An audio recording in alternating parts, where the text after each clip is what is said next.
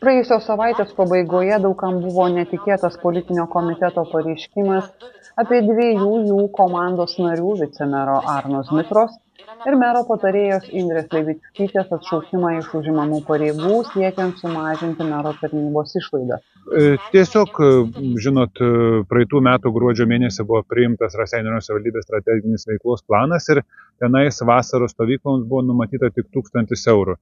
Šiek tiek su biudžetu striuka dėl tam tikrų aplinkybių, dėl Spindulio mokyklos situacijos ir panašiai. Tai po to sprendimo buvo pasakyta, kad vėliau diskutuosim ir galvosim, kaip papildyti tą eilutę savivaldybės biudžete.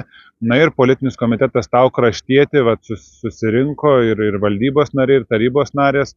Pasvarstėm, kaip čia galėtumėm iš šitoj situacijai pažiūrėti šiek tiek moderniau į tą situaciją, nepasakyti, kad yra kaip yra, visada pinigų visiems trūksta ir pagalvojom, kad vis dėlto tos kritikos būta nemažai mero tarnybai, kad 2 vicemerai, 2 sekretorės ir 4 patarėjai, tai priėmėm tokią politinę lyderystę, pagalvoję, kad reikia atšaukti vicemerą ir patarėją ir iš tikrųjų taip sutaupyti nemažai pinigų.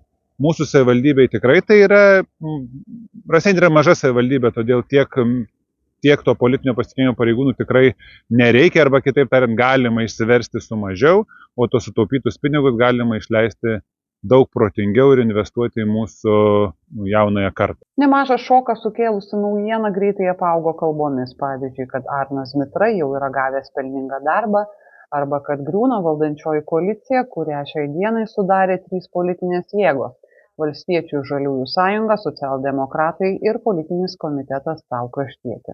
Ne, tikrai tai yra netiesa. Čia trumpai tariant, jeigu žmonėms rūpi, aš tai išeinu į niekur. Tai yra tiesiog kažką sugalvosiu, truputį pailsėsiu ir sugalvosiu, ką veikti. Neprapulsim šiais laikais, yra daug galimybių, tai bus kaip bus. Čia labiau yra parodoma tiesiog, kad yra kitoks požiūris, ne viskas matuojama pinigais yra ir yra tam tikri svarbesni dalykai ir galima atsitraukti nuo kai kurių pozicijų, kad kažkokį pasiekti rezultatą. Pasak buvusio vicemero Arno Zmitros, visuomenė šį sprendimą vertina įvairiai. Vieni sveikina, kiti dar analizuoja, treti savaip interpretuoja. Įvairiai, dažniausiai, aišku, paskutiniu metu girdėjau, kad teigiamai, toks naujas požiūris, nauja lyderystė, kad jeigu yra galima paaukoti asmeninius interesus, tai mūsų toks siekis iš tikrųjų ir buvo, tai turbūt toks dažniausias.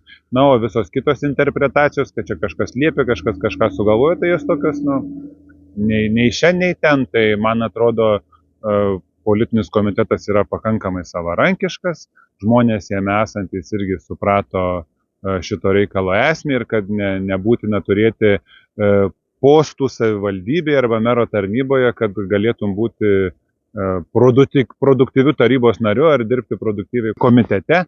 Tai ir tiesą sakant, reiktų paakcentuoti, kad mes tikrai dėl to nepasitraukėm iš daugumos, nebent koalicijos partneriai nuspręstų komiteto narius, pašalinti dėl tokio veiksmo, bet tiesiog galima dirbti ir neturint savo žmonių mero tarnyboje.